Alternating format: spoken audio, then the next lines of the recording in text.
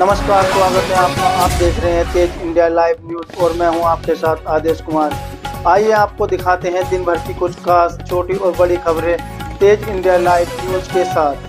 बता दें खबर बिजनौर के नेहटौर से, जहां महिलाओं का विरोध प्रदर्शन, राहुल गांधी और अखिलेश यादव का फूका पुतला। बता दें बिजनौर के थाना नेहटौर क्षेत्र के हल्दौर चौराहे पर सैकड़ों की तादाद में विरोध प्रदर्शन करते हुए पहुंची महिलाओं ने महिला आरक्षण बिल को लेकर राहुल गांधी और अखिलेश यादव का पुतला फूका। वहीं महिला विरोधी कांग्रेस हाय हाय के नारे लगाए। महिलाओं ने मांगा अधिकार, कांग्रेसियों ने ठगा हर बार। महिला सुधा ने कहा कि नारी शक्ति के साथ कांग्रेस और विरोधियों ने 33% आरक्षण बिल को पास होने से रोककर धोखा किया है। नेहटौर से भाजपा विधायक ओम कुमार ने कहा कि जन आक्रोश महिला सम्मेलन में क्षेत्र की महिलाएं हजारों की तादाद में पहुंची और 33% आरक्षण बिल को पास होने से रोकने का विरोध करते हुए पुतला फूंककर विरोध प्रदर्शन किया।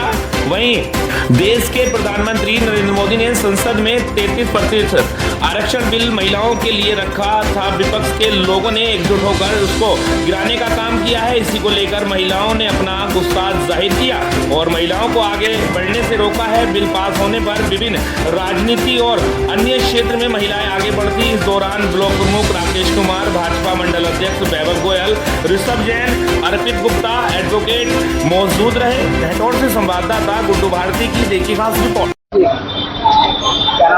मेरा नाम सुधा है, नेहटौर बैरम नगर से हूँ, मंडल मंत्री भी हूँ और प्रांतीय पार्षद भी हूँ। मैं आज पुतला दहन किया गया है नेहटौर में, क्या कहना चाहूँ? मैं कहना चाह रही हूँ जो ये विपक्ष पार्टियों ने जो ये रोक लगाई है बिल पास करने के, तो हम तो इसकी मांग जब तक ये पूरी नहीं होगी तो हम शांति से नहीं बैठेंगे। 2027 में हम ये जरूर मोदी जी से भी, मतलब वो तो है कह रहे हैं वो, और हम भी उनके साथ हैं, क्योंकि विपक्ष ने इसका जो रोक लगाने का काम किया है वो कहीं ना कहीं गलत है। क्या मान रहे हैं? सारा ही गलत है। ये तो गलत है। महिलाओं को जो आरक्षण मिलना चाहिए था और जो महिलाओं का हमारे हिंदुस्तान में मतलब जो हमारे हिंदुस्तान में सम्मान मिलना चाहिए, तो वो हमारे लिए बहुत कुछ कर रहे हैं और ये मिलना भी चाहिए, बिल पास होना भी चाहिए। तो क्या मांग है आपकी? सर, हमारी तो मांग यही है कि हम बिल पास होना चाहिए और जो हमारी बहनें हैं वो हर जगह सम्मान मिलना चाहिए।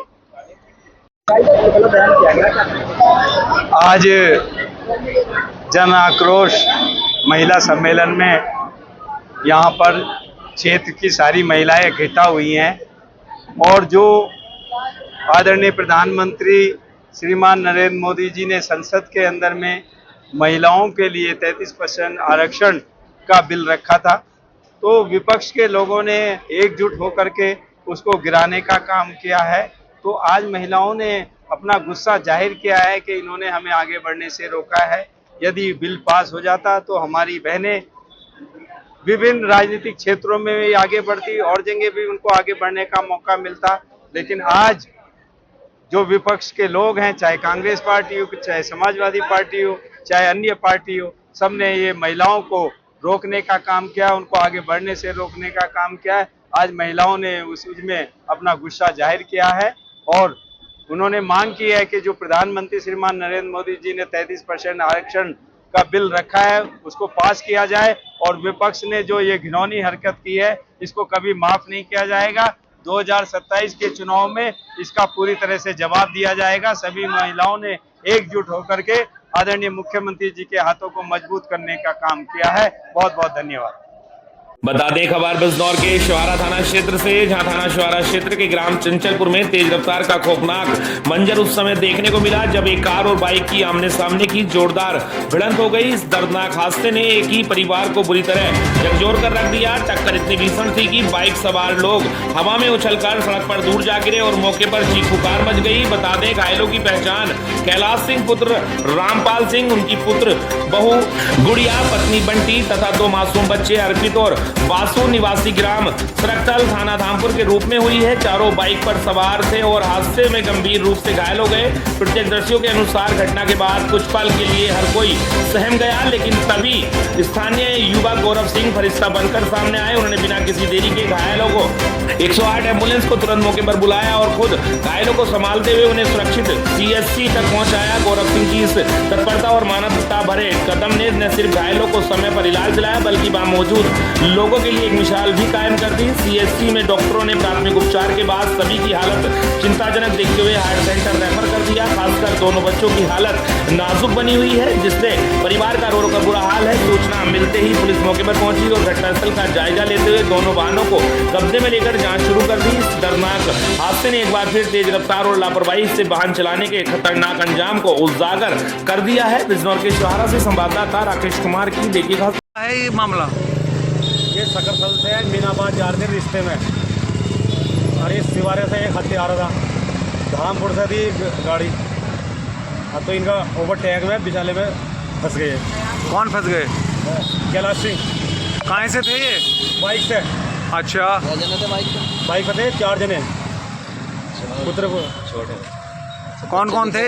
हैं कैलाश सिंह और जी इनके जो लड़के की बहू थी बुढ़िया, और जी कैलाश सिंह के पोते थे बासु और फिर क्या पोजीशन है इनकी? इन्हें जो रेफर कर दिया गया कोसमोस में। अच्छा, आप क्या चाहते हैं? कानूनी कार्रवाई चाहते हैं? कानूनी कार्रवाई होगी। ठीक।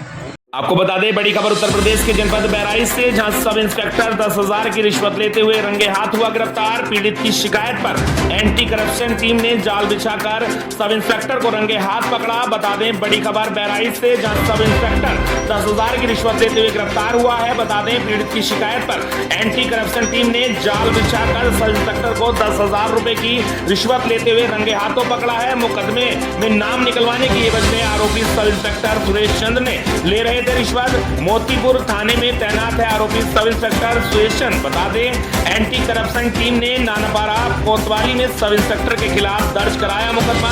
वहीं बहराइच से हमारे संवाददाता पिंकी सिंह की देखिए खास रिपोर्ट। आपको बता दें, खबर उत्तराखंड के जनपद नैनीताल के हल्द्वानी से, जहां ग्राफिक एरा हिल यूनिवर्सिटी हल्द्वानी परिसर में आयोजित महोत्सव ग्राफेस्ट में सोमवार की शाम संगीत और उत्साह का सैलाब उमड़ पड़ा। संगीत जगत की गुलाबी क्वीन के नाम से मशहूर गायिका जैस्मीन सैंडलर्स ने अपनी जादुई आवाज और बेबाक अंदाज से हजारों छात्र छात्राओं को मंत्रमुग्ध कर दिया। बता दें, डीजे जेरी से जमाया रंग। वहीं मुख्य प्रस्तुति से पूर्व शाम की शुरुआत डीजे जेरी के जबरदस्त बीट्स के साथ हुई। डीजे जेरी ने अपने हाई वोल्टेज संगीत से पूरे परिसर में ऊर्जा भर दी। उनके मिक्स गानों पर छात्र छात्राएं खुद को रखने से रोक नहीं पाई और जैस्मीन सैंडलर्स के मंच पर आने से पहले ही माहौल पूरी तरह उत्साहमय हो गया था। बता दें आपको, जैसे ही जैस्मीन सैंडलर्स ने मंच संभाला, पूरा परिसर तालियों और नारों की गड़गड़ाहट से गूंज उठा। उन्होंने अपने चर्चित गानों और लोकगीतों के फ्यूजन से युवाओं के बीच जो समा बांधा वह देर रात तक जारी रहा। उन्होंने सिप सिप, शरारत और मैं और तू जैसे गीतों की छड़ी लगा दी। शो के बीच युवाओं की भारी फरमाइश पर उन्होंने अपने चुनिंदा लोक गीतों का फ्यूजन भी पेश किया, जिससे माहौल और भी ज्यादा यादगार बना दिया। जैस्मीन ने न केवल अपनी गायकी बल्कि अपने संवादात्मक अंदाज से भी प्रशंसकों का दिल जीत लिया। वहीं graphic era group of institution के चेयरमैन डॉक्टर कमल घनासाला और वाइस चेयरमैन डॉक्टर राखी घनसाला ने भी समारोह में शिरकत की। महोत्सव के दौरान परिसर की सुरक्षा और व्यवस्था चाक चौबंद रही। ग्राफिक एरा के अधिकारियों ने बताया कि इस तरह के आयोजनों का उद्देश्य है छात्रों को शिक्षा के साथ साथ अपनी प्रतिभा दिखाने और सांस्कृतिक विनिमय का अवसर प्रदान करना है। कार्यक्रम के अंत तक छात्र छात्राओं का जोश और ऊर्जा देखने लायक थी, जिससे ग्राफेस्ट की यह शाम हल्द्वानी के शैक्षणिक इतिहास में एक यादगार अध्याय के रूप में दर्ज हो गई है। हल्द्वानी से संवाददाता नंदन आवार्य की देखिए खास। बता दें, खबर नैनीताल के हल्द्वानी से ही, जहां हल्द्वानी में मंगलवार को कांग्रेस कार्यकर्ताओं ने अंबेडकर पार्क में महिला आरक्षण संशोधन विधेयक के विरोध में धरना प्रदर्शन किया। इस दौरान कांग्रेस प्रदेश अध्यक्ष गणेश गोदियाल सहित कई वरिष्ठ नेता और कार्यकर्ता मौजूद रहे। धरने के दौरान कांग्रेस कार्यकर्ताओं ने भाजपा सरकार के खिलाफ जमकर नारेबाजी की और महिला आरक्षण के मुद्दे पर सरकार की नीतियों पर सवाल उठाए। प्रदर्शनकारियों का कहना था कि महिला सशक्तिकरण के नाम पर सरकार केवल दिखावा कर रही है। इस मौके पर प्रदेश अध्यक्ष गणेश गोदियाल ने कहा कि उत्तराखंड की सभी 70 विधानसभा सीटों में 33% महिला आरक्षण लागू किया जाना चाहिए। उन्होंने कहा कि विधानसभा सत्र के दौरान कांग्रेस के सभी विधायक इस मांग को प्रमुखता से उठा रहे हैं। हल्द्वानी से संवाददाता नंदन आर्या की देखिए खास रिपोर्ट। सरकार इस बात को राजी हो कि 2027 में हमारे प्रदेश में और अन्य प्रदेशों में होने वाला विधानसभा का चुनाव वर्तमान परिसीमन के आधार पर और संबंधित उन विधानसभाओं के वर्तमान संख्या के आधार पर 33% महिलाओं के लिए वो सीटें आरक्षित करने के साथ होगा। हम यही मांग कर रहे हैं और मेरा ये मानना है कि सरकार को ये मांग माननी चाहिए। देखिए, इसके अलावा विधानसभा सत्र भी चल रहा हंगामेदार, कहीं ना कहीं सदन की शुरुआत हुई है। महिला संसद में विधेयक का समर्थन करने के लिए सरकार आपके विधायकों को एक पत्र दे रही है? मैं सरकार, देखिए इसमें भी सरकार ने घुटने टेके हैं। सरकार ने पहले प्रचारित किया कि हम निंदा प्रस्ताव लाएंगे, और जब हमने मजबूती के साथ इस बात को कहा कि सरकार उत्तराखंड की जनता के टैक्स के पैसे से चलने वाली विधानसभा में निंदा प्रस्ताव लाकर एक बहुत ही गलत काम कर रही है, गलत परंपरा डाल रही है, सरकार इस बात से डरी और सरकार ने अब उसका नाम बदल दिया। लेकिन सवाल ये है, बात ये है कि जो कांग्रेस प्रस्ताव दे रही है सरकार उस पर आए। अगर सरकार वाकई महिलाओं की हितैषी है, भारतीय जनता पार्टी महिलाओं की हितैषी है, तो सीधे 70 विधानसभा सीटों पर 33% महिला आरक्षण लागू करके चुनाव कराए। सीधी बात है। ठीक है, महिला आरक्षण की बात कर रही है। हम कहना चाहते हैं जो 2023 में महिला आरक्षण जिसे पहले कांग्रेस ने पास किया था और 28 में भारतीय जनता पार्टी की सरकार ने पास किया, और पास करने के बाद कह दिया कि 10 साल बाद लागू करेंगे। तो हम कहना चाहते हैं महिलाओं को आरक्षण देने के मामले में अगर भारतीय जनता पार्टी गंभीर है तो उस आरक्षण को तत्काल लागू किया जाए। उसमें कोई व्यवधान थोड़ी है, वो तो पास है, खाली राष्ट्रपति के यहाँ से जाके उसको कानून बनना है और लागू होना है। लेकिन भारतीय जनता पार्टी हर चीज़ में सिर्फ राजनीति करना चाहती है। जैसे 2011 में जो है हर आवासीन को 22 में आवास देने की बात की थी, आज तक नहीं दिए। अब कहते हैं विकसित भारत बनाएंगे, 47 में महिला आरक्षण देंगे 10 साल बाद। तो ये हर चीज़ को घुमाने का काम करते हैं, राजनीति करने का काम करते हैं। आज देश में बेरोजगारी, महंगाई और जो है बड़े मुद्दे, लेकिन उनसे ध्यान भटकाने के लिए ये हर बार नई नौटंकियाँ लेके आते हैं। बता दें खबर राजस्थान के कोटपुतली बहरौल जिले से, जहां जिला कलेक्टर अर्पणा गुप्ता ने कहा कि भारत सरकार द्वारा जनगणना 2027 का महत्वपूर्ण राष्ट्रीय कार्यक्रम चलाया जा रहा है, जो भारत की पहली डिजिटल जनगणना होगी, जिसमें आंकड़ों का संग्रहण डिजिटल उपकरणों के माध्यम से किया जाएगा। जनगणना 2027 के प्रथम चरण के तहत मकान सूचीकरण एवं मकान गणना का कार्य 16 मई से 14 जून 2026 तक प्रगणक एवं पर्यवेक्षकों द्वारा संपादित किया जाएगा। इसमें मकानों की स्थिति, परिवारों को उपलब्ध सुविधाओं एवं परिसंपत्तियों संबंधित आंकड़े एकत्रित किए जाएंगे। इस जनगणना के अंतर्गत अभिनव पहल के तहत स्वगणना का विकल्प भी 1 मई 2026 से 15 मई 2026 तक प्रदान किया गया है। बता दें आपको, जिला कलेक्टर ने आमजन से अपील करते हुए कहा है कि जनगणना अभियान के तहत आप सभी ऑनलाइन पोर्टल के माध्यम से अपनी जानकारी दर्ज कर स्वगणना की इस अभिनव पहल का हिस्सा बन सकते हैं। उन्होंने बताया कि यह जानकारी दर्ज करने के पश्चात आपको SC ID प्राप्त होगी, जिसे 16 मई से 14 जून 2026 तक जनगणना प्रणक मकान सूचीकरण के लिए आपके घर आएंगे तो यह ID उनको बतानी होगी। उन्होंने कहा कि जनगणना प्रणक का पूर्ण सहयोग करें। आपके द्वारा सही और सटीक जानकारी देने से सरकारी योजनाओं का लाभ पात्र व्यक्तियों एवं परिवारों तक पहुंचना सुनिश्चित होगा, जिससे जिले के विकास को नई दिशा प्रदान होगी। आप सब मिलकर इस राष्ट्रीय महोत्सव के इस कार्य में अपनी सक्रिय भागीदारी निभाएं, अपना पंजीकरण अवश्य कराएं, जनगणना से जन कल्याण के महाअभियान को सफल बनाएं। कोटपुतली बहरौल से संवाददाता अजय शर्मा की देखी खास रिपोर्ट। कोटपुतली बहरौल जिले के सभी निवासियों को नमस्कार।